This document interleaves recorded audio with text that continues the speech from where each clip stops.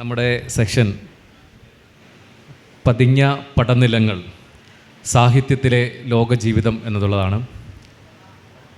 നമുക്കറിയാം, മാനവരാശിയുടെ ചരിത്രം പരിശോധിക്കുമ്പോൾ അതിന് സാഹിത്യത്തിന്, കലയ്ക്ക്, സാംസ്കാരിക മേഖലയ്ക്കെല്ലാം അതിൻ്റേതായ വലിയ പങ്കാണുള്ളത്.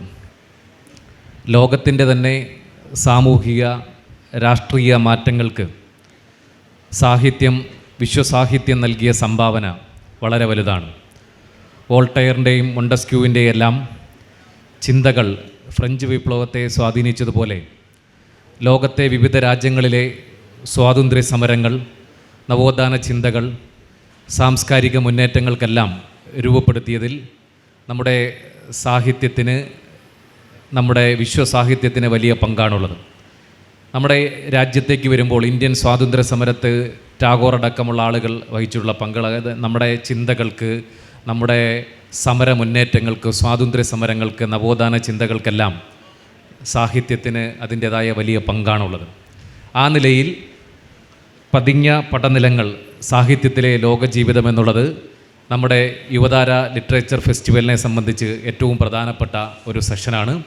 ഈ സെഷൻ കൈകാര്യം ചെയ്യുന്നതിന് വേണ്ടി എത്തിയിട്ടുള്ളത് മലയാളിയുടെ പ്രിയങ്കരനായിട്ടുള്ള, നമ്മുടെ പുതിയ കാലഘട്ടത്തിലെ നവോത്ഥാന ചിന്തകളെ, സംഘപരിവാർ രാഷ്ട്രീയത്തിൻ്റെ എല്ലാ എതിർപ്പുകളെയും അതിജീവിച്ചുകൊണ്ട് പുതിയ കാലഘട്ടത്തിനകത്ത് നമ്മുടെ പുരോഗമന രാഷ്ട്രീയത്തെ ശരിയായി നയിക്കുന്നതിന് നമുക്ക് നമ്മുടെ ചിന്തകൾക്ക് കൂടുതൽ കരുത്തു പകരുന്ന, പുതിയ കാലഘട്ടത്തിൽ സംഘപരിവാർ വർഗീയ രാഷ്ട്രീയം ഉയർത്തിപ്പിടിക്കുമ്പോൾ അതിൻ്റെ യഥാർത്ഥ ഉള്ളറകളിലേക്ക് ചെന്നുകൊണ്ട് അതിനെ ഇന്നത്തെ കാലഘട്ടവുമായി കണക്റ്റ് ചെയ്തുകൊണ്ട് ഏറ്റവും ശരിയായി അവതരിപ്പിക്കുന്ന, മഹാഭാരതത്തെ തന്നെ പുതിയ കാലഘട്ടത്തിലെ വിദ്യാർത്ഥികൾക്ക് കൂടി വർഗീയപരമായി അതിനെ അവതരിപ്പിക്കുമ്പോൾ അതിൻ്റെ യഥാർത്ഥ വസ്തുതകളെ നമ്മുടെ മുമ്പിലേക്ക് വരച്ചു കാട്ടുന്ന നമ്മുടെ പ്രഭാഷകനും എഴുത്തുകാരനും അതുപോലെ തന്നെ മാധ്യമപ്രവർത്തകനും അധ്യാപകനുമെല്ലാമായി നമ്മുടെ കേരളത്തിൻ്റെ സാംസ്കാരിക മുഖമായിട്ടുള്ള നമ്മുടെ പ്രിയപ്പെട്ട സുനിൽ പി ഇളയിട മാഷിനെ വളരെ ആദരവോടുകൂടി യുവതാര സാഹിത്യോത്സവത്തിലേക്ക് ക്ഷണിക്കുക. പ്രിയപ്പെട്ടവരെ, എല്ലാവർക്കും നമസ്കാരം.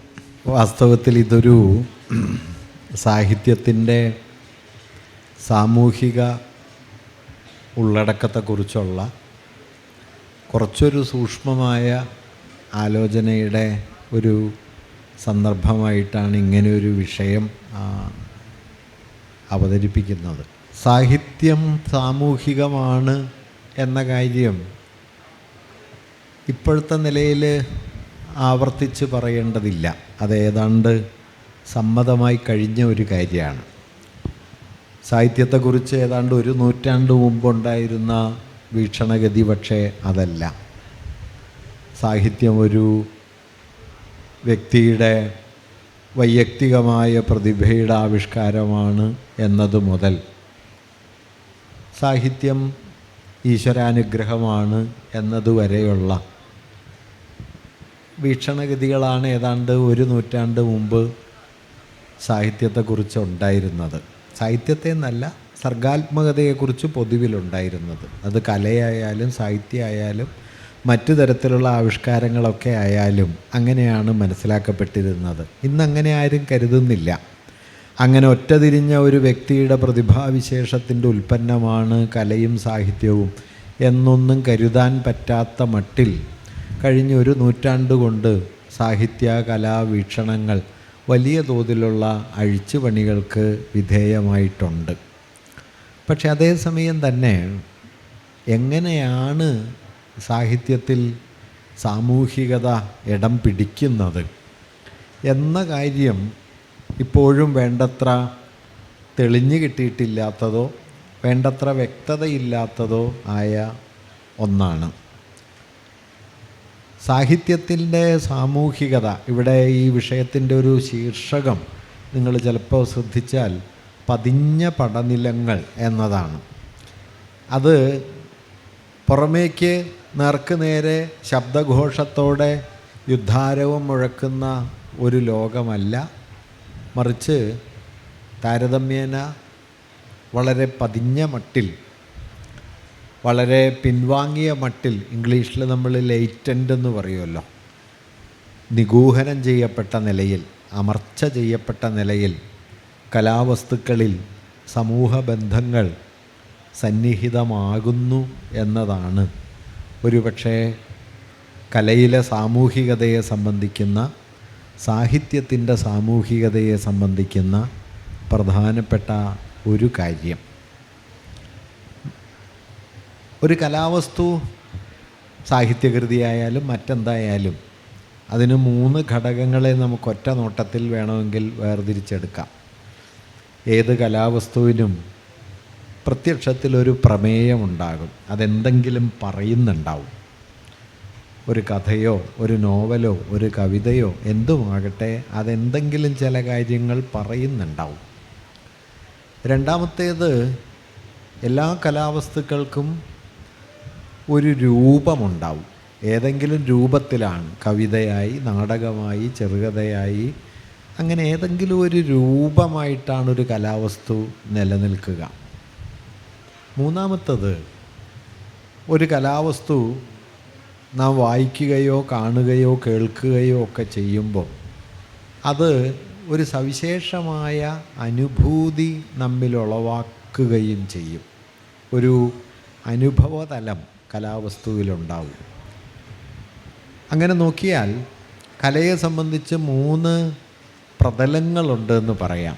അതിനൊരു പ്രമേയതലമുണ്ട്, അതിനൊരു രൂപസംവിധാനമുണ്ട്, അതിനൊരു അനുഭൂതിയുടെ തലം ഉണ്ട്.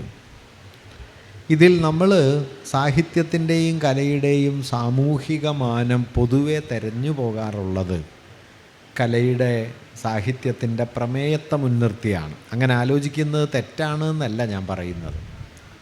ഇപ്പോൾ വിഷകന്യക എന്ന പൊറ്റക്കാടിൻ്റെ നോവലിൽ മലബാറിലേക്കുള്ള കുടിയേറ്റത്തിൻ്റെ കഥയുണ്ട് എന്ന് പറഞ്ഞാൽ തെറ്റൊന്നുമില്ല. രണ്ടടങ്ങഴി കുട്ടനാട്ടിലെ കർഷക സമരത്തെ വരച്ച് കാണിക്കുന്നുണ്ട് എന്നതിൽ തെറ്റൊന്നുമില്ല. സ്റ്റീൻബെക്കിൻ്റെ ഗ്രേപ്സ് ഓഫ് ദി റാത്ത്, ക്രോധത്തിൻ്റെ മുന്തിരിപ്പഴങ്ങൾ എന്ന നോവൽ അമേരിക്കയിലെ വർണ്ണവിവേചനത്തെ തുടർന്നുള്ള ആഭ്യന്തര യുദ്ധത്തെക്കുറിച്ചാണ് എന്ന് പറഞ്ഞാൽ തെറ്റൊന്നുമില്ല. അങ്ങനെ ഏത് കലാവസ്തുവും ഒരു നിലയ്ക്ക് പ്രമേയത്തിൻ്റെ തലത്തിൽ സാമൂഹികമായ ചില ആശയങ്ങളെ ഉൾക്കൊള്ളാം. ഒരു സമരത്തെക്കുറിച്ച് കഥയുണ്ടാവാം, ഒരു ജീവിതാവസ്ഥയെക്കുറിച്ച് നോവലുണ്ടാകാം. അങ്ങനെ പ്രമേയത്തിൻ്റെ ഒരു തലത്തിൽ സമൂഹ ബന്ധങ്ങൾ കലയിൽ കടന്നു വരികയും കലയുടെ ഒരു ഉള്ളടക്കമായിട്ട് മാറുകയും ചെയ്യാം. പലപ്പോഴും നമ്മൾ ഇതിനെ മുൻനിർത്തിയാണ് കലയുടെ സാമൂഹികത എന്നത് മനസ്സിലാക്കാറ്. അത് തെറ്റാണ് എന്നല്ല ഞാൻ പറയുന്നത്, അത് വളരെ പ്രാഥമികമാണ് എന്നാണ്. വാസ്തവത്തിൽ ഒരു കലാവസ്തു നേർക്ക് നേരെ ഒരു സാമൂഹികാശയം പറഞ്ഞാലും ഇല്ലെങ്കിലും കലാവസ്തുവിൽ സാമൂഹികത പല നിലയിൽ അടങ്ങിയിട്ടുണ്ടാവും. അതിൻ്റെ മറ്റ് 2 പ്രതലങ്ങൾ വളരെ കൂടുതൽ പ്രധാനമാണ്. 20-ാം നൂറ്റാണ്ടിലെ മാർക്സിസ്റ്റ് ചിന്തയുടെ ചരിത്രത്തിലെ ഏറ്റവും വലിയ പേരുകാരിലൊരാളായിരുന്നു ലൂക്കാച്ച്. ലൂക്കാച്ചിൻ്റെ ഒരു വാക്യം ടെറി ഗിൽട്ടൺ എന്ന് പറയുന്ന പിൽക്കാല മാർക്സിസ്റ്റ് ചിന്തകൻ ഉദ്ധരിക്കുന്നുണ്ട്. ലൂക്കാച്ച് പറയുന്നത്, സമൂഹബന്ധങ്ങൾ ഒരു കലാവസ്തുവിൽ, അല്ലെങ്കിൽ ചരിത്രം ഒരു കലാവസ്തുവിൽ ഏറ്റവും ആഴത്തിൽ പതിഞ്ഞു കിടക്കുന്നത് രൂപത്തിലാണ് എന്നാണ്. നിങ്ങൾ രൂപത്തിലേക്ക് നോക്കണം. ഈ വാക്യം ഉദ്ധരിച്ചിട്ട് ടെറി ഗിൽട്ടൺ പറയുന്നത്, ഒരു മാർക്സിസ്റ്റിൽ നിന്ന് നമ്മൾ സാധാരണ നിലയിൽ പ്രതീക്ഷിക്കാത്ത ഒരു വാക്യമാണിത്. കാരണം മാർക്സിസ്റ്റുകൾ പൊതുവെ കലയെ അതിൻ്റെ പ്രത്യക്ഷമായ ആശയങ്ങളെ മുൻനിർത്തിയും ഈ ആശയങ്ങൾ എങ്ങനെയൊക്കെയാണ് മുന്നോട്ട് വയ്ക്കപ്പെടുന്നത്, സാമൂഹ്യ പരിവർത്തനത്തിന് പ്രചോദനമാകുന്നത് എന്നതിനെ മുൻനിർത്തിയുമൊക്കെ സാഹിത്യത്തെ മനസ്സിലാക്കാനും വിശദീകരിക്കാനും ശ്രമിക്കുന്നവരാണ്. അങ്ങനെ രൂപത്തെക്കുറിച്ച് മാത്രമായുള്ള ഒരു ആലോചന പലപ്പോഴും ഫോർമലിസം എന്ന പേരിൽ പരിഹസിക്കപ്പെട്ട ഒരു പാരമ്പര്യവും മാർക്സിസ്റ്റ് ചിന്താചരിത്രത്തിനുണ്ട്. എന്നിരിക്കെ ലോകത്തെ ഏറ്റവും പ്രമുഖനായ മാർക്സിസ്റ്റ് കലാചിന്തകൻ, സാമൂഹ്യ സൈദ്ധാന്തികൻ, കലാസൈദ്ധാന്തികൻ രൂപത്തിലേക്ക് നോക്കണം എന്ന് പറയുന്നത് എന്തുകൊണ്ടാണ്? അവിടെയാണ് ഈഗിൾട്ടൺ പറയുന്നത്, ഒരു മാർക്സിസ്റ്റിൽ നിന്ന് സാധാരണ നിലയ്ക്ക് പ്രതീക്ഷിക്കാൻ കഴിയാത്തൊരു നിരീക്ഷണമാണ്. വാസ്തവത്തിൽ ഇത് വളരെ പ്രധാനപ്പെട്ട ഒരു കാര്യമാണ്. കാരണം ഒരു കലാവസ്തു അതൊരു സാഹിത്യകൃതിയാകാം, മറ്റേതെങ്കിലും ഒരു കലാവിഷ്കാരമാകാം, അത് നമ്മിലേക്ക് എത്തിച്ചേരുന്നത് ഒരു രൂപസംവിധാനം എന്ന നിലയ്ക്കാണ്. ഒരു പാട്ടാകട്ടെ, ഒരു ചിത്രമാകട്ടെ, അല്ലെങ്കിൽ മറ്റേത് സാമഗ്രിയുമാകട്ടെ, ഒരു രൂപമാർജിച്ചുകൊണ്ടല്ലാതെ അതിന് നമ്മിലേക്ക് എത്താനോ നമ്മോട് വിനിമയം ചെയ്യാനോ കഴിയില്ല. ആ രൂപമാണ് വിനിമയത്തിൻ്റെ പ്രാഥമിക ഉപാധി. അതുകൊണ്ട് ആ രൂപത്തെ നിങ്ങൾ വിട്ടിട്ട് ആ രൂപത്തിനുള്ളിൽ നിൽക്കുന്ന ഏതോ ഒരു ആശയത്തെയാണ് കല പ്രതിനിധീകരിക്കുന്നത് എന്ന് തെറ്റിദ്ധരിക്കരുത്. നമ്മിൽ വന്ന് പ്രവർത്തിക്കുന്ന കലയുടെ ആധാരം, അതിനെ താങ്ങുന്നത് ഈ രൂപമാണ്. ആ രൂപമാണ്. ഇപ്പോൾ ലളിതമായിട്ട് പറഞ്ഞാൽ ഒരു ചലച്ചിത്ര ഗാനം നമ്മിലേക്ക് എത്തുന്നത് പോലെയല്ല ചിന്താവിഷ്ടയായ സീത നമ്മിലേക്ക് എത്തുക. അതുപോലെയല്ല ഒരു കഥകളി പദം നമ്മിലേക്ക് എത്തുക. ഒരുപക്ഷെ വിരഹത്തെക്കുറിച്ച് ഒരു ചലച്ചിത്രഗാനവും പറയും, ഒരു ഖണ്ഡകാവ്യവും പറയും, ഒരു കഥകളി പദവും പറയും. പക്ഷേ മൂന്നും സൃഷ്ടിക്കുന്ന അനുഭവമണ്ഡലങ്ങൾ വ്യത്യസ്തമായിരിക്കുന്നത് അവയുടെ പ്രമേയപരമായ തലത്തിലല്ല, അവയുടെ രൂപസംവിധാനപരമായ തലത്തിലാണ്. അതുകൊണ്ട് രൂപം എന്ന് പറയുന്നത് വളരെ പ്രധാനപ്പെട്ട ഒരു സാമൂഹ്യ ബന്ധമാണ് എന്ന കാര്യം ശ്രദ്ധിക്കേണ്ടതുണ്ട്. ഒരുപക്ഷെ ചരിത്രം ഏറ്റവും ആഴത്തിൽ പതിഞ്ഞു കിടക്കുന്ന ഒരിടം രൂപസംവിധാനമാണ്. ഇപ്പോൾ 20-ാം നൂറ്റാണ്ടിലെ വലിയ മാർക്സിസ്റ്റ് ചിന്തകനായിട്ടുള്ള ഫ്രെഡറിക് ജെയിംസൺ, അദ്ദേഹം ഷേക്സ്പിയറുടെ ഹാംലെറ്റ് നാടകത്തിനെതിരെ TS എലിയറ്റ് ഉന്നയിച്ച ഒരു വിമർശനത്തെ മുൻനിർത്തി ചില ആലോചനകൾ അവതരിപ്പിക്കുന്നുണ്ട്. TS എലിയറ്റ് ഷേക്സ്പിയറുടെ ഹാംലെറ്റ് നാടകം ഒരു നിലയ്ക്ക് പരാജയപ്പെട്ടൊരു കൃതിയാണ് എന്ന് വിലയിരുത്തിയിട്ടുണ്ട്. അതെങ്ങനെയാണെന്ന് വെച്ചാൽ, ഈ നാടകത്തിന് ആ നാടകം മുമ്പോട്ട് വയ്ക്കുന്ന തീക്ഷ്ണമായ ഒരു അനുഭവമണ്ഡലത്തെ ഉൾക്കൊള്ളാൻ പറ്റുന്ന ഒരു രൂപഘടനയില്ല എന്നാണ് അദ്ദേഹം പറയുന്നത്. അദ്ദേഹം അതിന് കൊടുക്കുന്ന പേര് ഒരു ഒബ്ജക്റ്റീവ് കോറിലേറ്റീവ് എന്നാണ്. ഒരു കലാവസ്തു അത് ആവിഷ്കരിക്കാൻ ശ്രമിക്കുന്ന അനുഭവത്തെ ഉൾക്കൊള്ളാൻ പര്യാപ്തമായൊരു രൂപസംവിധാനം ആയി നിലനിൽക്കണം. അങ്ങനെ ഒരു രൂപസംവിധാനത്തെയാണ് എലിയറ്റ് ഒബ്ജക്റ്റീവ് കോറിലേറ്റീവ് എന്ന് പറഞ്ഞത്.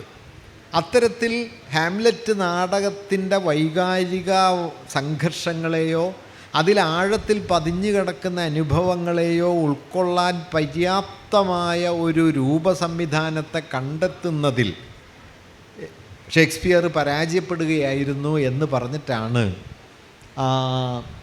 എലിയറ്റ് ഹാംലെറ്റ് ഒരു പരാജയപ്പെട്ട നാടകമാണ് എന്ന വിലയിരുത്തലിലേക്ക് എത്തുന്നത്. ഇതേക്കുറിച്ച് ചർച്ച ചെയ്യുന്ന സമയത്ത് ഫ്രെഡറിക് ജെയിംസൺ പറയുന്ന ഒരു ആശയം എന്താണെന്ന് വെച്ചാൽ, വാസ്തവത്തിൽ ഹാംലെറ്റിൻ്റെ പ്രശ്നം എന്തായിരുന്നു? ഹാംലെറ്റിൻ്റെ പ്രശ്നം, അദ്ദേഹം പറയുന്നത്, രണ്ട് ചരിത്രാവസ്ഥകളെ തമ്മിൽ കൂട്ടിയിണക്കാനുള്ള ശ്രമം രൂപത്തിലുണ്ടാക്കിയ ശൈഥില്യമാണ്. അതെന്താണെന്ന് വെച്ച് കഴിഞ്ഞാൽ, ഹാംലെറ്റ് നാടകത്തിൻ്റെ കേന്ദ്ര കഥാപാത്രമായിട്ടുള്ള ഹാംലെറ്റ് കുമാരനും അയാളുടെ ആത്മസംഘർഷങ്ങളും വാസ്തവത്തിൽ ഒരാധുനിക വ്യക്തിയുടെ ആന്തരിക ജീവിതവുമായി ബന്ധപ്പെട്ടതാണ്. കൃത്യമായ സൂചനകളിലേക്കോ കൃത്യമായ അർത്ഥത്തിലേക്കോ ചെന്ന് ചേരാൻ കഴിയാത്ത, തമ്മിൽ ഇടഞ്ഞും ഇണങ്ങിയുമൊക്കെ നിലകൊള്ളുന്ന വലിയ ഒരു ഭാവബന്ധങ്ങളുടെ ലോകമായിട്ടാണ് ഹാംലെറ്റ് കുമാരനെ നമ്മൾ ആ നാടകത്തിൽ കാണുന്നത്. എന്നാൽ ആഭ്യന്തരമായ മാനസികമായ സംഘർഷങ്ങളുടെ ഈ ലോകത്തെ ആവിഷ്കരിക്കാനായി ഷേക്സ്പിയർ സ്വീകരിച്ച നാടകരൂപമാകട്ടെ മധ്യകാലത്തെ റിവഞ്ച് ട്രാജഡികൾ എന്ന് വിളിക്കുന്ന, പ്രതികാര ദുരന്ത നാടകങ്ങൾ എന്ന് വിളിക്കുന്ന ഒരു ഫോമിനെയാണ്. ഈ റിവഞ്ച് ട്രാജഡി എന്ന് പറയുന്ന മധ്യകാല രൂപവും ഹാംലെറ്റ് കുമാരനിൽ തെളിയുന്ന ആധുനിക വ്യക്തിയുടെ ആത്മസംഘർഷവും തമ്മിൽ ഒത്തുപോകില്ല. രൂപം താരതമ്യേന മധ്യകാലത്തിൻ്റെ സുദൃഢ സ്വഭാവമുള്ളതാണ്. ഹാംലെറ്റ് കുമാരൻ്റെ മനോഘടനയാകട്ടെ ആധുനികമായ സംഘർഷങ്ങൾക്കുള്ളിലുമാണ്. ഇവ തമ്മിലുള്ള വലിയ വ്യത്യാസത്തിലാണ് വാസ്തവത്തിൽ ഈ വൈരുദ്ധ്യം നിലനിൽക്കുന്നതെന്നും ഹാംലെറ്റ് കുമാരൻ്റെ വ്യക്തിഗതമായ ആന്തരിക സംഘർഷങ്ങളും റിവഞ്ച് ട്രാജഡി എന്ന് വിളിക്കുന്ന രൂപസംവിധാനത്തിൻ്റെ ദൃഢതയും തമ്മിലുള്ള പൊരുത്തമില്ലായ്മയാണ് എലിയറ്റ് കണ്ട ഈ പോരായ്മയായി ഹാംലെറ്റ് നാടകത്തിൽ പതിഞ്ഞു കിടക്കുന്നത് എന്ന് ജെയിംസൺ അതേക്കുറിച്ച് പറയുന്നുണ്ട്. ഞാനിത് പറഞ്ഞു വരണത് എന്താണെന്ന് വെച്ച് കഴിഞ്ഞാൽ, അങ്ങനെ ആലോചിച്ചാൽ വാസ്തവത്തിൽ രണ്ട് കാലഘട്ടത്തിലെ രണ്ട് ജീവിതാവബോധങ്ങൾ തമ്മിലുള്ള വൈരുദ്ധ്യം തെളിയുന്നത് ആ നാടകത്തിൻ്റെ പ്രമേയമായിട്ടേയല്ല, മറിച്ച് ആ നാടകത്തിൻ്റെ രൂപപരമായ ശൈഥില്യമായിട്ടാണ് എന്ന് കാണാം. ഇത് വളരെ പ്രധാനപ്പെട്ട കാര്യമാണ്. ഇപ്പോൾ വൈലോപ്പിള്ളിയുടെ കുടിയൊഴിക്കൽ എന്ന കവിത എടുത്താൽ, ആ കവിതയ്ക്കകത്ത നായകനൊരു മധ്യവർഗക്കാരനായ പുരോഗമനവാദിയായ, വേണമെങ്കിൽ സവർണൻ തന്നെയായ ഒരു ഇടത്തരക്കാരനാണ് ആ കവിതയുടെ നായകൻ. അയാൾ രാത്രി കവിത എഴുതാനിരിക്കുന്ന ഒരു സന്ദർഭത്തിൽ നിന്നാണ് കവിത ആരംഭിക്കുന്നത്. അന്തിയുണ്ട് പഴങ്ങൾ തൻ മാംസം മന്ദമന്ദം നുണഞ്ഞതിന് ശേഷം നാലും കൂട്ടി മുറുക്കി ഇമ്പത്തിൽ മേളം കൊട്ടി ഞാൻ വേടയിൽ വാഴുക. രാത്രി ഊണെല്ലാം കഴിഞ്ഞ് പഴങ്ങളൊക്കെ കഴിച്ച് കവിത എഴുതാനിരിക്കുന്നു. വൈലോപ്പിള്ളി അവിടെ ഒരു പ്രയോഗം കൊണ്ടുവരുന്നുണ്ട്, പഴങ്ങൾ തൻ മാംസം എന്നാണ്. സാധാരണ പഴത്തിനെ അങ്ങനെ ആരും വിശേഷിപ്പിക്കില്ല, വൈലോപ്പിള്ളി അങ്ങനെയാണ് പ്രയോഗിച്ചു, പഴങ്ങൾ തൻ മാംസം. ഇങ്ങനെ പഴമെല്ലാം കഴിച്ച് രാത്രി കവിത എഴുതാനിരിക്കുന്ന സമയത്ത് ഇയാളെക്കുറിച്ച് വൈലോപ്പിള്ളി എഴുതുന്നത്, ഞാനിങ്ങനെ കവിതയുടെ ലോകത്തേക്ക് സഞ്ചരിക്കുന്നു, ഐന്ദ്രിയമായ ഈ ഭൗതിക ലോകത്തെയൊക്കെ വിട്ട് വേറൊരു മാനസിക ലോകത്തേക്ക് കാവ്യസഞ്ചാരത്തിലൂടെ കയറുന്നു. വൈലോപ്പിള്ളി അതിനെ എഴുതുന്നത്, വിദ്യുതൈന്ദ്രധനുസ്സുകൾ ചൂഴും സത്യസൗന്ദര്യ ഗോപുരം പൂകെ. ഇന്ദ്രധനുസ്സുകൾ ചൂഴ്ന്നു നിൽക്കുന്ന സത്യസൗന്ദര്യത്തിൻ്റെ ഗോപുരത്തിലേക്ക് കവിയായ താൻ കാലെടുത്ത് വയ്ക്കാൻ കാത്തു നിൽക്കേ, തള്ളിയേറുമൻ കാതിലൊരു ഉറക്കള്ള് നാറും തെറിയുടെ പൂരം എന്നാണ്. താഴെ നിന്ന് കർഷക തൊഴിലാളിയായ ഒരാൾ വന്ന് ഇയാളെ തെറിവിളിക്കുന്നു. ആ തെറിവിളിയുടെ ഭാഷയും അതിനു മുമ്പുള്ള കാൽപ്പനികമായ ക്ലാസിക്കലായ കാവ്യനിർമ്മാണത്തെ വിവരിക്കുന്ന ഭാഷയും തമ്മിലുള്ള വൈരുദ്ധ്യം ആ ഒറ്റ ശ്ലോകത്തിൽ നമുക്ക് കാണാം. ആദ്യത്തെ രണ്ട് വരി വിദ്യുതൈന്ദ്രധനുസ്സുകൾ ചൂഴും സത്യസൗന്ദര്യ ഗോപുരം പൂകെ എന്ന റൊമാൻറ്റിസിസത്തിൻ്റെയും ക്ലാസിസത്തിൻ്റെയും ഒരു പദാവലിയിലാണെങ്കിൽ, രണ്ടാമത്തെ ഈരടി തള്ളിയേറുമൻ കാതിലൊരു ഊറക്കള്ള് നാറും തെറിയുടെ പൂരം എന്ന നിലയിൽ ഒരു അസംസ്കൃതമെന്ന് തോന്നാവുന്ന ഒരു ഭാഷയിലാണ്. രണ്ട് ഭാഷകൾ തമ്മിൽ ഒരു ശ്ലോകത്തിൽ ഏറ്റുമുട്ടുന്നു എന്നതല്ല, രണ്ട് ലോകവീക്ഷണങ്ങൾ ഒരു കാവ്യ സന്ദർഭത്തിൽ പരസ്പരം ഏറ്റുമുട്ടുന്നു എന്നാണ് നാം ഇവിടെ കാണേണ്ടത്. വാസ്തവത്തിൽ ഈ ശ്ലോകത്തിൽ തെളിയുന്ന ഭാഷാപരമായ വൈരുദ്ധ്യം സാമൂഹിക വൈരുദ്ധ്യത്തിൻ്റെ ഒരു സംഘനനം ചെയ്യപ്പെട്ട ഏറ്റവും ആഴത്തിൽ പതിഞ്ഞു കിടക്കുന്ന ഒരിടമായി നമുക്ക് കാണാൻ പറ്റും. പറഞ്ഞു വരുന്നത്, കലയിലേക്ക് സൂക്ഷിച്ചു നോക്കിയാൽ കലയിലെ രൂപസംവിധാനം എന്നത് അതിൻ്റെ പ്രമേയത്തെയോ ആശയലോകത്തെയോ പകർത്തി വയ്ക്കുന്ന ഒന്നല്ല, അതിനെ അതേപടി ഏറ്റെടുക്കുന്ന ഒന്നല്ല, മറിച്ച് അത് സാമൂഹികമായ അലമാലകൾ വന്നു കയറിക്കൊണ്ടേയിരിക്കുന്ന ആശയങ്ങളുടെ ഒരു ലോകമാണ് എന്നതാണ് ഇതിൽ പ്രധാനപ്പെട്ട ഒരു കാര്യം. അങ്ങനെ ഒരു രൂപത്തിലേക്ക് നോക്കിയാൽ ആ രൂപം സാമൂഹികമായ ഒരു ബന്ധമായി മനസ്സിലാക്കാൻ കഴിയണം എന്നത് പ്രധാനപ്പെട്ട ഒരു കാര്യമാണ്. ഇതൊട്ടും പുറമേ കാണില്ല. ഒരു നോവൽ എന്താണ് ചെയ്യുന്നത്? നോവൽ ഒരു വലിയ കഥ പറയുകയല്ല. നോവൽ ഒരു വലിയ കഥ പറയാൻ തുടങ്ങുകയും ആ കഥയിലൂടെ വാസ്തവത്തിൽ പല തട്ടുകളായി മാറിയ നമ്മുടെ പുതിയ സമൂഹ യാഥാർത്ഥ്യത്തെ, നടുവാഴ്ത്തം പൊതുവെ പറഞ്ഞു കഴിഞ്ഞാൽ പല തട്ടുകളുള്ളതല്ല, അതിൽ മേൽത്തട്ടായ ഒരു നാടുവാഴി ഭൂപ്രഭു തലമുണ്ടാവും, കീഴ്ത്തട്ടായ ഒരു കുടിയാൻ്റെ തലവും ഉണ്ടാകും. ഇതിനിടയിൽ അനവധി തട്ടുകളോ ജീവിതത്തിൻ്റെ വിവിധ വിധാനങ്ങളോ ഒന്നും വാസ്തവത്തിൽ ഒരു മധ്യകാല നാടുവാഴി സമൂഹത്തിൽ കാണാൻ കഴിയില്ല. താരതമ്യേന നിശ്ചലാണ്, ഒരു പ്രദേശത്ത് കെട്ടിത്തളഞ്ഞു കിടക്കുന്നതാണ്, അതിനപ്പുറത്തേക്ക് പടരാത്തതാണ് പൊതുവെ പറഞ്ഞാൽ മധ്യകാല ജീവിതം. എന്നാൽ ആധുനിക ജീവിതം അങ്ങനെയല്ല. അതിന് പല ലെയറുകളുണ്ട്, ഓരോ ലെയറിനും അതാതിൻ്റെതായ സവിശേഷതയുണ്ട്. ഒരു സർക്കാർ ഗുമസ്തൻ്റെ ജീവിതമല്ല ഒരു അഭിഭാഷകൻ്റെ ജീവിതം, ഒരു അഭിഭാഷകൻ്റെ ജീവിതമല്ല ഒരു ശാസ്ത്രകാരൻ്റെ ജീവിതം, ഒരു ശാസ്ത്രകാരൻ്റെ ജീവിതമല്ല ഒരു സൈനിക ഉദ്യോഗസ്ഥൻ്റെ ജീവിതം. ലളിതമായി പറഞ്ഞാൽ ഏതാണ്ട് മേൽക്കീഴെന്ന 2 തട്ടുകൾ മാത്രമായിരുന്ന മനുഷ്യാവസ്ഥ പല തട്ടുകളുള്ള, പല ലെയറുകളുള്ള വ്യത്യസ്തതകളുടെ ഒരു സമുച്ചയമായി മാറുന്നതാണ് ആധുനിക ലോകം കാണുന്ന ഒരു പ്രധാനപ്പെട്ട പരിണാമം. ഈ പല തട്ടുകളെ ഒരു ഭാഷാ വ്യവഹാരം ഏറ്റെടുക്കാൻ ശ്രമിക്കുന്നതാണ് നോവൽ. അതുകൊണ്ട് നോവലിൽ വാസ്തവത്തിലൊരു വലിയ ജനസഞ്ചയം കയറിക്കിടക്കുന്നുണ്ട്. അതിന് കവിതയിലോ നാടകത്തിലോ മറ്റേതെങ്കിലും സാഹിത്യ രൂപത്തിലോ ഇങ്ങനെ കയറിക്കിടക്കാൻ കഴിയില്ല. വാസ്തവത്തിൽ നോവൽ എന്താണ് ചെയ്യുന്നത്? ഒരു ഫോം എന്ന നിലയ്ക്ക് നോവൽ ചെയ്യുന്ന ഏറ്റവും പ്രധാനപ്പെട്ട കാര്യം നാടുവാഴുത്തത്തിൻ്റെ മേൽക്കീഴ് ബന്ധങ്ങളിൽ കുടുങ്ങിക്കിടന്ന മനുഷ്യാവസ്ഥയെ മാനുഷികതയുടെ വിപുലമായൊരു ലോകത്തിലേക്ക് തുറന്നിടുകയും ആ വിപുലമായ മാനുഷിക മാനങ്ങൾ സാഹിത്യത്തിൻ്റെ പല രൂപങ്ങളിൽ ഇടം പിടിക്കുകയും ചെയ്യുന്നു. നോവലിലെ മനുഷ്യൻ എന്ന് പറഞ്ഞു കഴിഞ്ഞാൽ ഏതെങ്കിലും ഒരു തരം മനുഷ്യനല്ല. നോവലിലെ മനുഷ്യർ എന്ന് പറയുന്നത് മനുഷ്യാവസ്ഥയുടെ എല്ലാ പ്രകാരങ്ങളെയും നിങ്ങൾക്ക് നോവലിൽ ഉൾപ്പെടുത്താനായിട്ട് പറ്റും. നോവലിനെ കുറിച്ച് 20-ാം നൂറ്റാണ്ടിലുണ്ടായ ഏറ്റവും പ്രധാനപ്പെട്ട പഠനങ്ങളിലൊന്ന് അവതരിപ്പിച്ച ഒരാൾ മിഖായേൽ ബക്തിൻ എന്നു പേരായൊരു ചിന്തകനാണ്.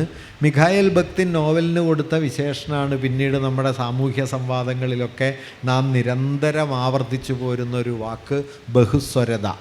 പോളിഫോണി എന്ന വാക്ക് നോവലിൻ്റെ സ്വഭാവവിശേഷത്തെ സൂചിപ്പിക്കുന്നതിനായി മിഖായേൽ ബക്തിൻ ഉപയോഗിച്ചു തുടങ്ങിയ ഒരു വാക്കാണ്. അത് അവിടെ നിന്ന് പല പ്രതലങ്ങളിലേക്ക് മാറി. എന്താണ് ബക്തിൻ പറയുന്നത് നോവലിൻ്റെ ഒരു സാധ്യതയായിട്ട്? ഒരു സമൂഹത്തിൽ പലതരത്തിലുള്ള സാമൂഹ്യ വിഭാഗങ്ങളുണ്ടെങ്കിൽ അതിലേതെങ്കിലും ഒരു സാമൂഹ്യ വിഭാഗത്തിൻ്റെ വീക്ഷണത്തിന് അന്തിമമായ മേൽക്കൈ നൽകാതെ വ്യത്യസ്ത സാമൂഹിക വീക്ഷണങ്ങൾ തമ്മിൽ ഇടഞ്ഞും ഇണങ്ങിയും നിൽക്കുന്ന ഒരു സംവാദവേദിയായി ഒരു സാഹിത്യരൂപത്തെ മാറ്റാൻ കഴിഞ്ഞത് നോവലിന് മാത്രമാണ്. നോവലിന് മുമ്പുള്ള ഒരു ജനുസിനും വാസ്തവത്തിൽ ഈ സംവാദാത്മകതയെ ആ ടെക്സ്റ്റിനുള്ളിലേക്ക് ഉൾപ്പെടുത്താൻ കഴിഞ്ഞിട്ടില്ല. അത് ആൾക്കൂട്ടങ്ങളെ മുൻനിർത്തുന്ന കഥകൾ പറഞ്ഞിട്ടുണ്ടാവും, പക്ഷേ കഥയ്ക്കുള്ളിൽ ആൾക്കൂട്ടങ്ങൾ എരമ്പി മറിയുകയും വൈരുദ്ധ്യങ്ങൾ ഉണർന്ന് പിൻവാങ്ങുകയും ഒക്കെ ചെയ്യുന്നത് നോവലിൽ കാണുന്നത് പോലെ നാം മറ്റെവിടെയും കാണുന്നില്ല. എന്തുകൊണ്ട് നോവലിന് ഇത് കഴിഞ്ഞു?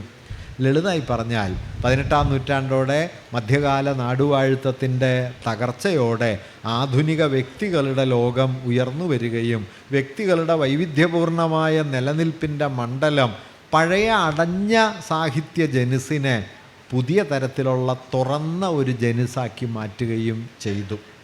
ബക്തിൻ നോവലിനെക്കുറിച്ച് പറയുന്നൊരു വാക്യം അൺഫൈനലൈസബിൾ എന്നാണ്, അവസാനിപ്പിക്കാൻ കഴിയാത്തത്. അതിനൊരു ഫിനിഷിംഗ് പോയിൻ്റ് ഒന്നുമില്ല.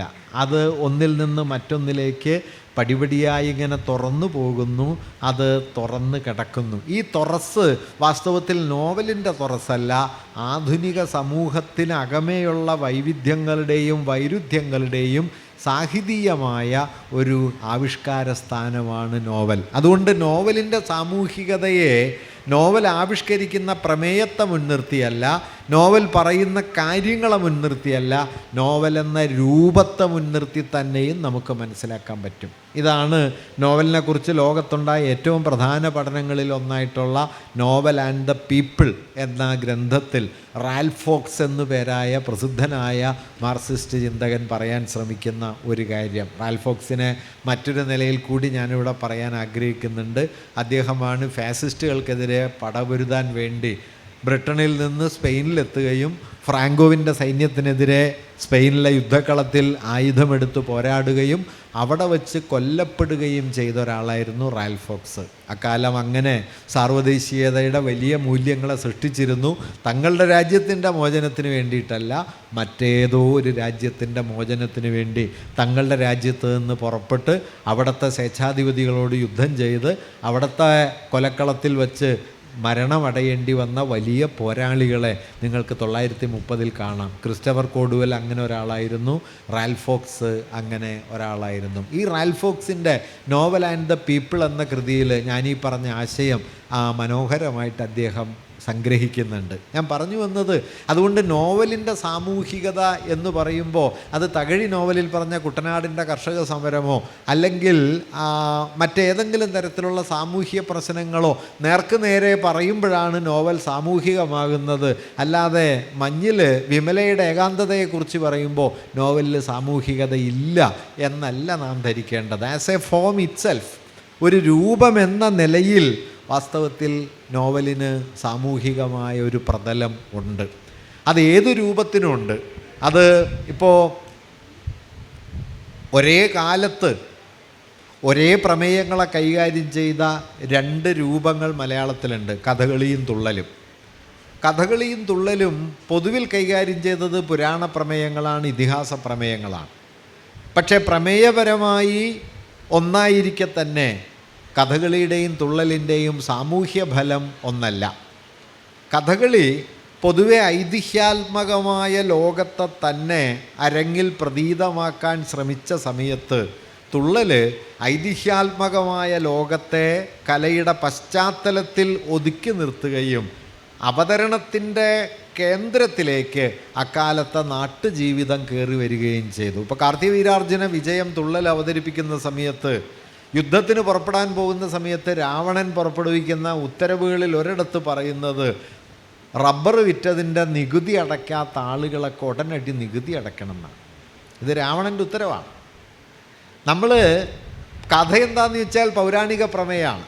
പക്ഷേ നിങ്ങൾ തുള്ളൽ അരങ്ങിൽ കണ്ടാൽ 18-ാം നൂറ്റാണ്ടിലെ മധ്യകാല കേരളത്തിൻ്റെ അവസാനത്തിലെ കോട്ടയത്തോ തിരുനെല്ലയിലോ അല്ലെങ്കിൽ ആലപ്പുഴയിലോ പരിസരത്തോ ഒക്കെയുള്ള ഗ്രാമീണ പ്രഭുക്കൾക്കിടയിലെ കിടമത്സരത്തിൻ്റെ ഒരു കഥയായിട്ട് വാസ്തവത്തിൽ തുള്ളലിൻ്റെ അനുഭവമണ്ഡലം മാറും.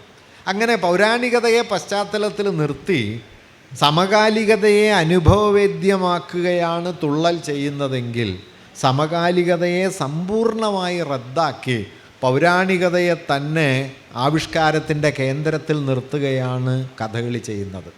അതുകൊണ്ട് കഥകളിയും തുള്ളലും 18-ാം നൂറ്റാണ്ടിൽ ഒരേ പ്രമേയത്തെ തന്നെ ആവിഷ്കരിക്കുമ്പോൾ ഒന്ന് ഐതിഹ്യാത്മകമായ മതാത്മക ഭൂതകാലത്തിലേക്കും ഒന്ന് സമകാലികമായ വർത്തമാന ജീവിതത്തിലേക്കും സഞ്ചരിച്ചെത്തുന്നു. ഇതിന് ഈ കലകളെ പ്രാപ്തമാക്കുന്നത് അവയുടെ പ്രമേയമല്ല, അവയുടെ രൂപസംവിധാനമാണ്. അതുകൊണ്ട് കലയുടെ സാമൂഹിക തലം എന്ന് പറയുന്നത് അത് ആഴത്തിൽ പതിഞ്ഞു കിടക്കുന്നത് അതിൻ്റെ രൂപതലത്തിലാണ് എന്നതാണ് ഒരു പ്രധാനപ്പെട്ട കാര്യം. മറ്റൊന്ന്, ഏത് കലാവസ്തുവിനെ സംബന്ധിച്ചും പറയാവുന്ന മറ്റൊരു കാര്യം, കലാവസ്തുക്കളൊക്കെ നമ്മെ ചിലതെല്ലാം അനുഭവിപ്പിക്കുന്നുണ്ട് എന്നതാണ്. ഒരു അനുഭൂതിയുടെ തലമുണ്ട്. ഈ അനുഭൂതിയുടെ തലം ഇല്ലെങ്കിൽ വാസ്തവത്തിൽ കലയില്ല. കല ആശയപ്രചരണത്തിൻ്റെ നേരിട്ടുള്ളൊരു വഴിയേ അല്ല. കല എക്സ്പീരിയൻഷ്യലാണ്, അനുഭവമണ്ഡലമാണ്.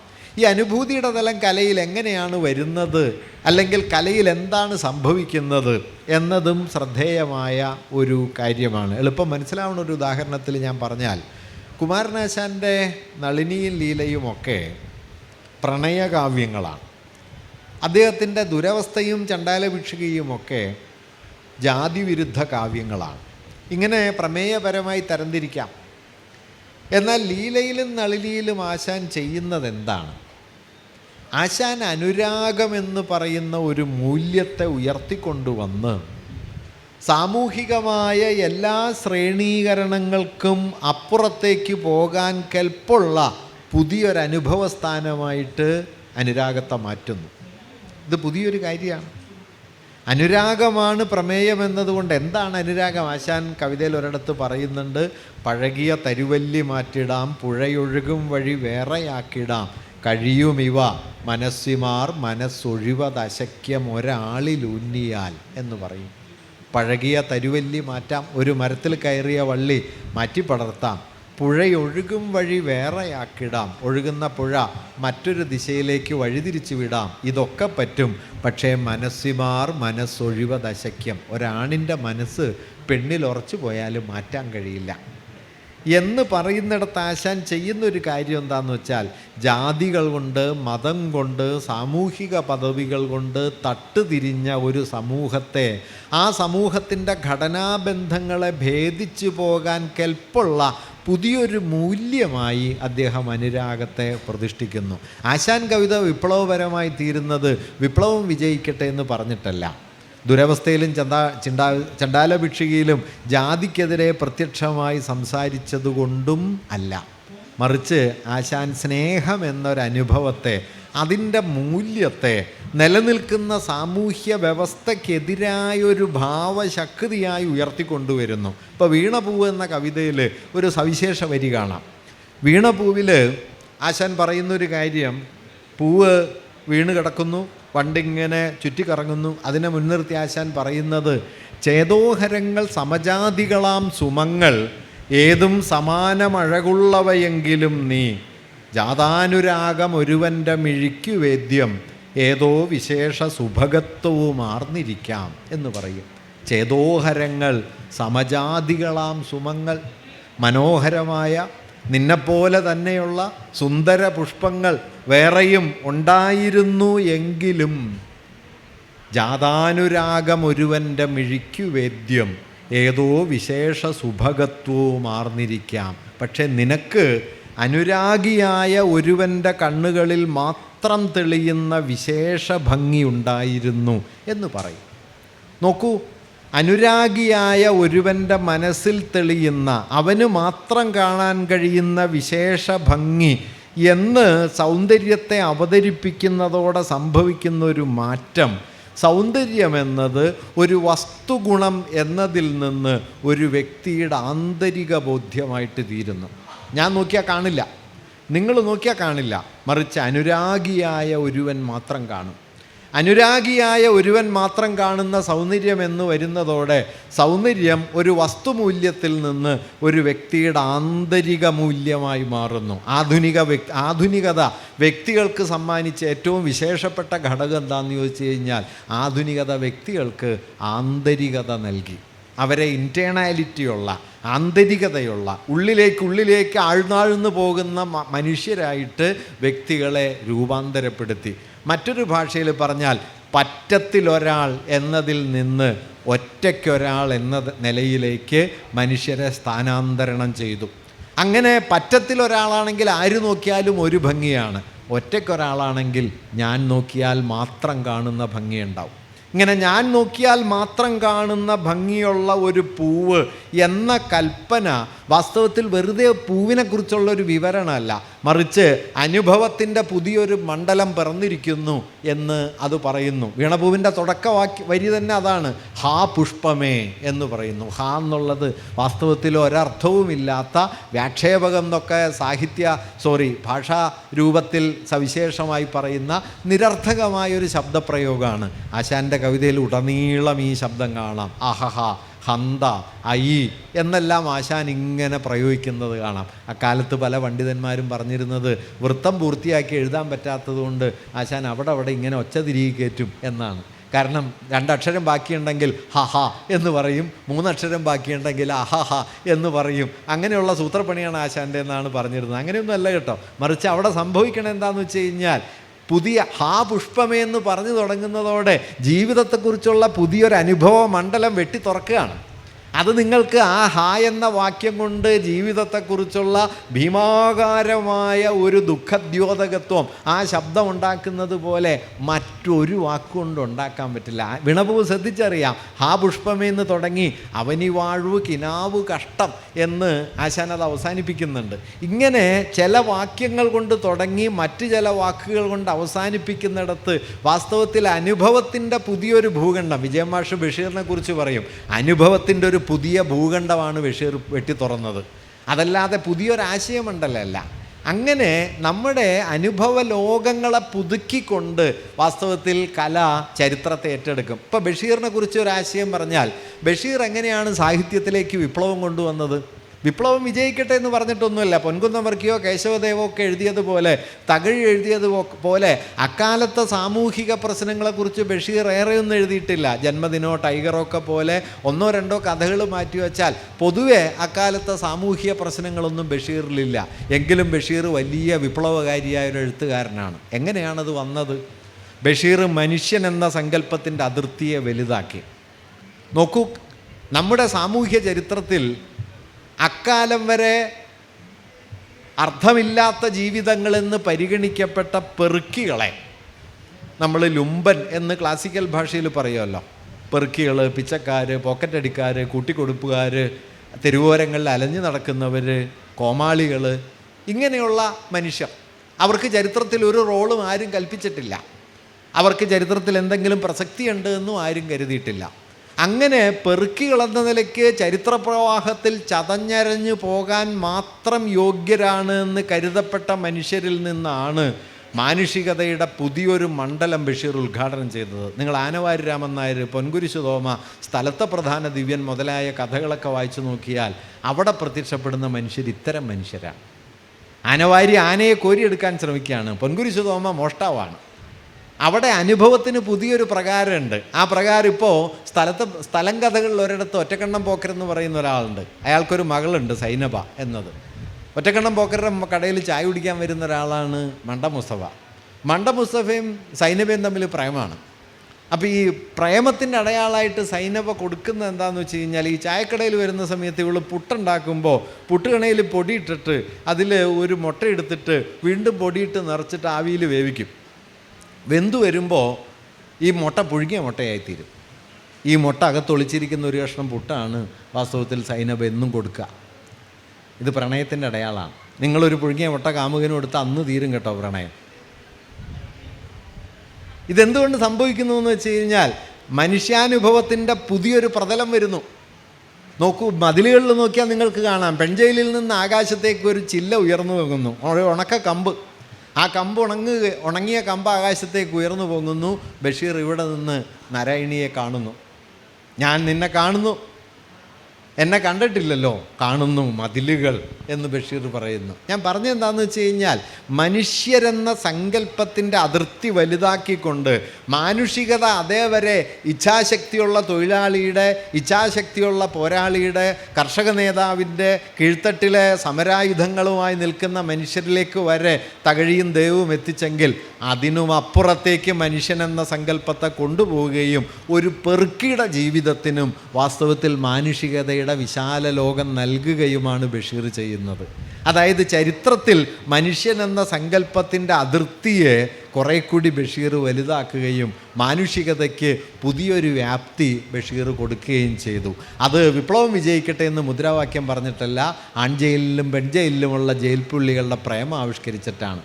പുഴുങ്ങിയ മുട്ട കൊടുക്കുന്ന ഒരു കാമുകിയുണ്ടാക്കിയിട്ടാണ്. അനുഭവത്തിൻ്റെ പുതിയ പ്രതലം കൊണ്ട് വാസ്തവത്തിൽ ചരിത്രത്തെ രേഖപ്പെടുത്താനായിട്ട് കഴിയും എന്നാണ് ഇതിൻ്റെ അർത്ഥം. ഞാൻ പറഞ്ഞു വരുന്നത്, ഇങ്ങനെ കലാവസ്തുവിലേക്ക് സൂക്ഷിച്ചു നോക്കുമ്പോൾ കലാവസ്തുക്കൾ ചരിത്രത്തെ ഉൾക്കൊള്ളുന്നത് വാസ്തവത്തിൽ നേർക്ക് നേരെ ആശയങ്ങളായിട്ടൊന്നുമല്ല. പിൽക്കാലത്ത് വരാനിരിക്കുന്ന മോഡേണിസ്റ്റ് കലയെ മുഴുവൻ മാർക്സ് മുൻകൂറായി ഭാവന ചെയ്തുകൊണ്ട് കമ്മ്യൂണിസ്റ്റ് മാനിഫെസ്റ്റോയിൽ ഒരു വാക്യം എഴുതിയിട്ടുണ്ട് എന്ന് സിഗ്മണ്ട് ബൗമൻ പറയുന്നുണ്ട്. മൂലധനത്തിൻ്റെ ഈ പടപാച്ചിൽ ലോകത്തെ എന്താക്കി മാറ്റും എന്ന് എഴുതുന്ന സമയത്ത് എല്ലാ ബന്ധങ്ങളും അറ്റുപോകും, എല്ലാം അണാപ്പൈ ബന്ധങ്ങളാകും, അതിരുകൊലൊക്കെ തകരും എന്ന് പറഞ്ഞ് മാർക്സ് വളരെ പോയറ്റിക്കായി ഒരു വാക്യം കൂടി എഴുതുന്നുണ്ട്. All that is solid melts into air. ഖരമായതൊക്കെ ആവിയായിത്തീരും. ഖരമായതൊക്കെ, ഉറച്ചു നിന്നതൊക്കെ അവസാനിക്കും. ഈ ഉറച്ചു നിന്നതൊക്കെ അവസാനിക്കലാണ് കേട്ടോ ബാലചന്ദ്രൻ്റെ കവിതയിൽ. ഈ തട്ടകം നിൽക്കുവാൻ വയ്യാതെ പൊള്ളുന്നു പൊള്ളുന്നു എന്നായിട്ടും, കാലുവെന്ത നായെപ്പോലെ ഒരിടത്ത് നിന്ന് മറ്റൊരിടത്തേക്ക് പാഞ്ഞുകൊണ്ടേയിരുന്ന ചങ്ങമ്പുഴ കൃഷ്ണപിള്ളയായിട്ടും, London Bridge is falling down എന്നെഴുതുന്ന TS എലിയറ്റായിട്ടും, things fall apart there is nothing to hold എന്നെഴുതുന്ന യേറ്റ്സായിട്ടും ഒക്കെ വരുന്നത് ഈ ഒരൊറ്റ സമ്മർദ്ദമാണ്. നിക്കക്കള്ളിയില്ല. Everything, all that is solid melts into air. Bauman പറയുന്നുണ്ട്, ഇനി വരാനിരിക്കുന്ന മോഡേണിസ്റ്റ് പോയട്രി മുഴുവൻ വാസ്തവത്തിൽ ആ വാക്യത്തിലുണ്ട് എന്ന്. പക്ഷേ ആ വാക്യം നേരിട്ട് ഒന്നും പറയുന്നില്ല. ആ വാക്യം ഒരു ചരിത്ര പരിണാമത്തെക്കുറിച്ചൊന്നും പറയുന്നില്ല, പക്ഷേ വരാനിരിക്കുന്ന അനുഭവ മണ്ഡലങ്ങളെ മുഴുവൻ അത് സംഗ്രഹിക്കുന്നു. ഞാൻ പറഞ്ഞു വന്ന കാര്യം എന്താണെന്ന് വെച്ച് കഴിഞ്ഞാൽ, ഇങ്ങനെ അനുഭവങ്ങളുടെ പുതിയ പ്രകാരങ്ങളെ സൃഷ്ടിച്ചുകൊണ്ട് അനുരാഗത്തെ ജാതിക്കപ്പുറത്തേക്ക് പോകുന്ന ഒന്നാക്കി മാറ്റിക്കൊണ്ട് അനുരാഗത്തെ പുരുഷാധികാരത്തിനെതിരായ വിമർശന സ്ഥാനമാക്കി മാറ്റിക്കൊണ്ട് സ്നേഹത്തെ മൈത്രിയാക്കി മാറ്റിക്കൊണ്ട് ആശാൻ കവിതയിൽ സ്നേഹമെന്നത് വിപ്ലവപരമായൊരു സാമൂഹിക ആവിഷ്കാരമായി തീരുന്നു. ഇപ്പോൾ ആശാൻ്റെ കവിതയിൽ ദൈവമേ, ഈശ്വര എന്ന വാക്ക് മലയാളത്തിൽ ഏറ്റവും ആഴം നിറഞ്ഞ അർത്ഥാനുഭൂതികളെ ഉൾക്കൊള്ളുന്ന പ്രയോഗം ആശാൻ്റെ ഒരു വരിയിലുണ്ട്. സീത രാമനെക്കുറിച്ച് ഓർക്കുന്ന സന്ദർഭത്തിൽ പറയുന്ന ഒരു വരി, പെരുകും പ്രണയാനുബന്ധമാം ഒരു പാശം വശമാക്കി ഈശ്വര, കുരുതിക്കുഴിയുന്നു നാരിയെ പുരുഷന്മാരുടെ ധീരമാനിത എന്ന് പറയും. പെരുകും പ്രണയാനുബന്ധമാം, വർദ്ധിച്ചുകൊണ്ടേയിരിക്കുന്ന പ്രണയത്തിൻ്റെ ഒരു ചരട് കൊണ്ട് സ്ത്രീയെ കുരുതിക്കുഴിയുന്ന പുരുഷൻ്റെ ധീരമാനിത. അവിടെ ഉപയോഗിക്കുന്ന ഒരു പ്രയോഗമാണ് പെരുകും പ്രണയാനുബന്ധമാം ഒരു പാശം വശമാക്കി ഈശ്വര എന്ന്. ഈശ്വര എന്നുള്ള വാക്ക് ഇത്ര അർത്ഥനിർഭരമായി മലയാളത്തിൽ വേറെ എവിടെയും ഉപയോഗിക്കപ്പെട്ടിട്ടുണ്ടാവില്ല. അത് പ്രത്യേകിച്ച് ഒന്നും പറയുന്നില്ല, പക്ഷേ താൻ സ്നേഹിച്ച രാമൻ, തന്നെ കാട്ടിലെറിഞ്ഞ രാമൻ, തൻ്റെ മനസ്സിലെ സ്നേഹം, രാമനോടുള്ള വിമർശനം, ഇതെല്ലാം ചേർന്ന സന്നിഗ്ധതകൾ മുഴുവൻ സീതയുടെ വാക്കിൽ തെളിയുന്ന ഒരു പദമാണ് ഈശ്വര എന്ന കവിതയിലെ വിളി. ഞാൻ പറഞ്ഞു വന്ന ആശയം എന്താണെന്ന് വെച്ചാൽ, ഇങ്ങനെ അനുഭവത്തിൻ്റെ മണ്ഡലങ്ങളെ പുതുക്കി പണിത് കലയ്ക്ക് വാസ്തവത്തിൽ സാമൂഹികതയെ നിരന്തരം ആവിഷ്കരിക്കാൻ കഴിയും. അതുകൊണ്ട് കലയുടെ സാമൂഹികത, നമ്മുടെ വിഷയം അതാണല്ലോ, പതിഞ്ഞ പടനിലം. എന്താണ് സാഹിത്യത്തിൻ്റെ സാഹിതീയതയുടെ സൂക്ഷ്മജീവിതം?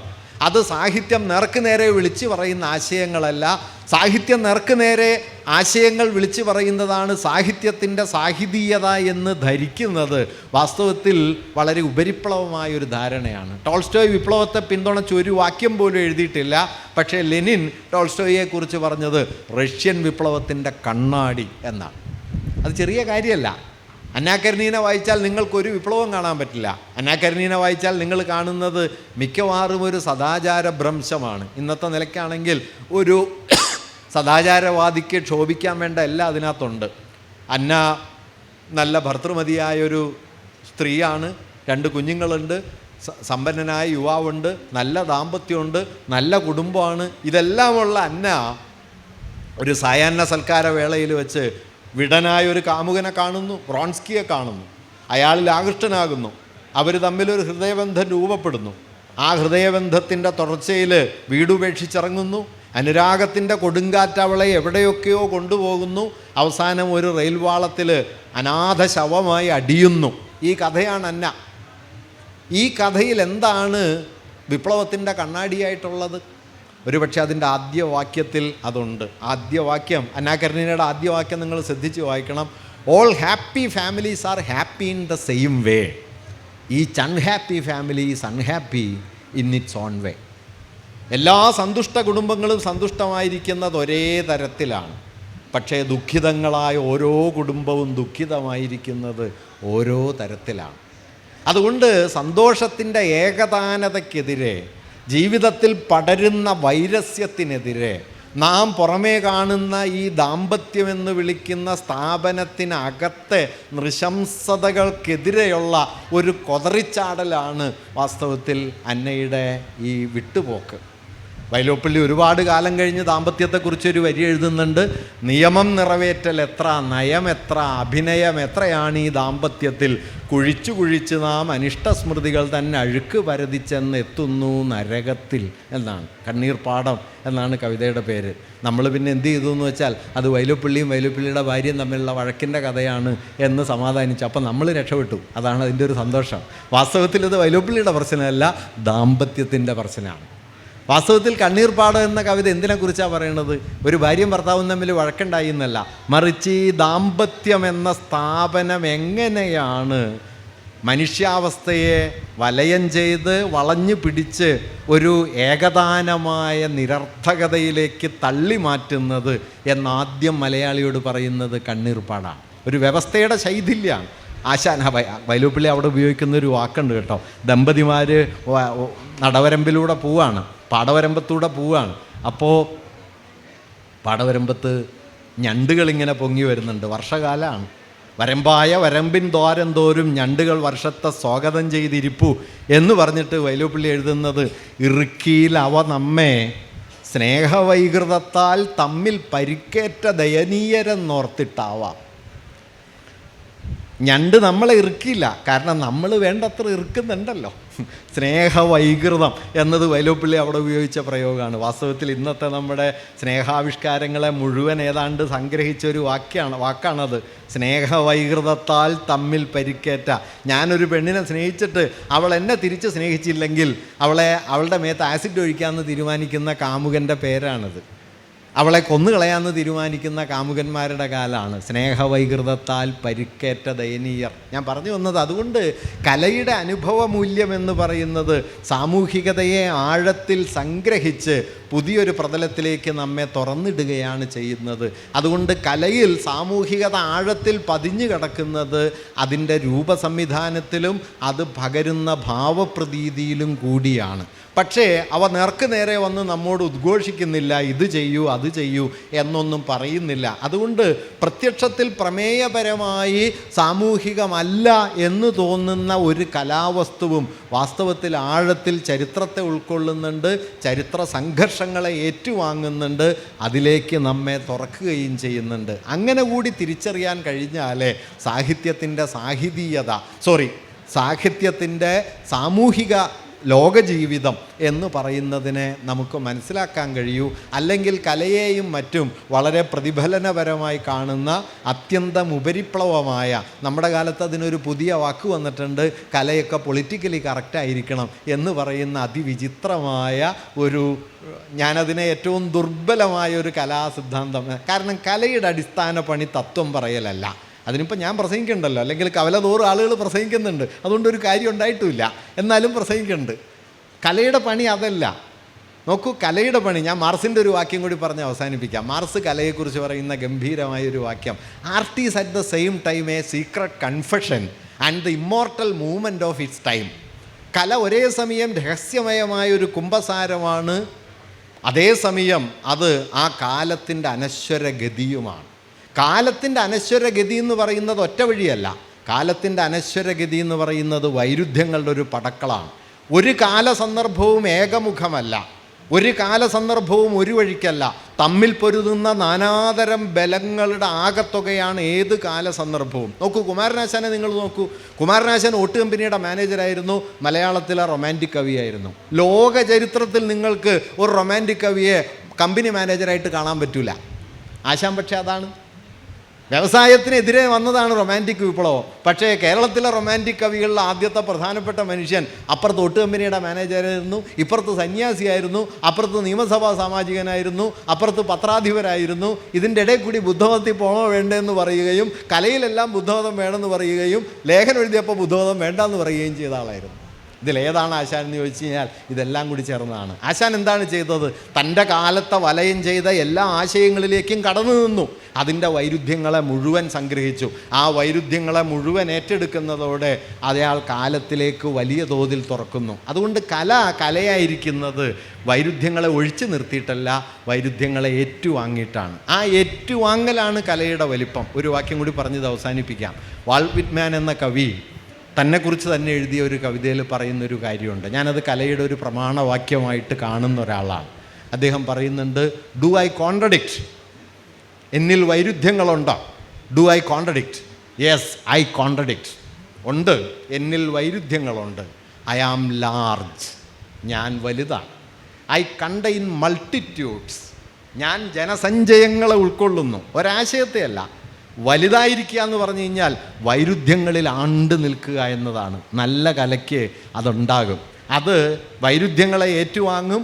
അത് പ്രമേയത്തിൽ എന്നതിനേക്കാൾ അത് അതിൻ്റെ രൂപസംവിധാനത്തിലും അത് പകരുന്ന അനുഭൂതിയിലും ആഴത്തിൽ വൈരുദ്ധ്യ നിർഭരമായിരിക്കും.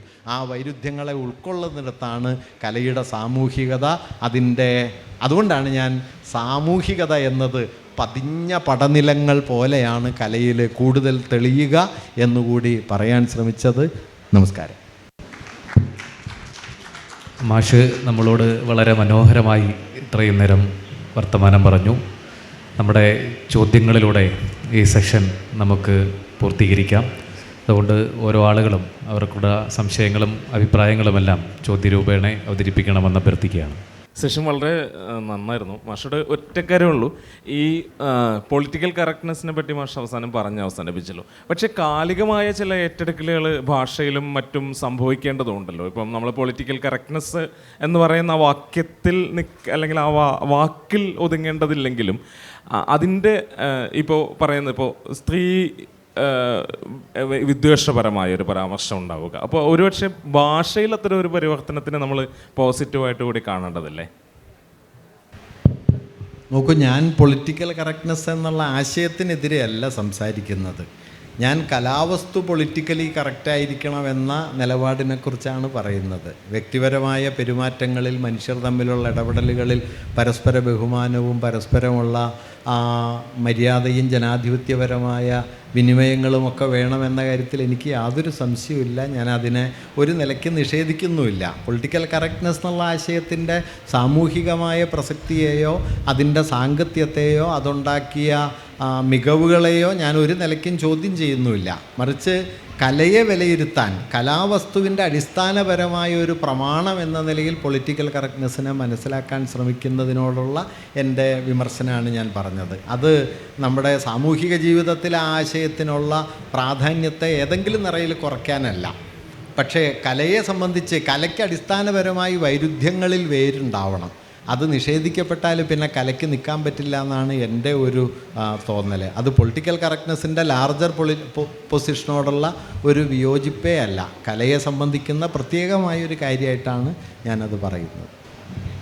പതിഞ്ഞ പടനിലങ്ങൾ സാഹിത്യത്തിലെ ലോകജീവിതം എന്ന വിഷയത്തിൽ വളരെ മനോഹരമായി അർത്ഥവത്തായി നമ്മളോട് വിശ്വസാഹിത്യത്തെക്കുറിച്ചും അത് മനുഷ്യൻ്റെ മാനവികതയിലേക്കും സാമൂഹ്യ ജീവിതത്തിലുമെല്ലാം വരുത്തിയ മാറ്റങ്ങളെക്കുറിച്ചുമെല്ലാം നമ്മുടെ നാടിനോട് ചേർന്ന് നിന്നുകൊണ്ട് വർത്തമാനം പറഞ്ഞ പ്രിയപ്പെട്ട സുനിൽ പി ഇളയടമാഷിന് യുവതാര സാഹിത്യോത്സവത്തിൻ്റെ നന്ദി രേഖപ്പെടുത്തിക്കൊണ്ട് ഈ സെഷൻ അവസാനിപ്പിക്കും.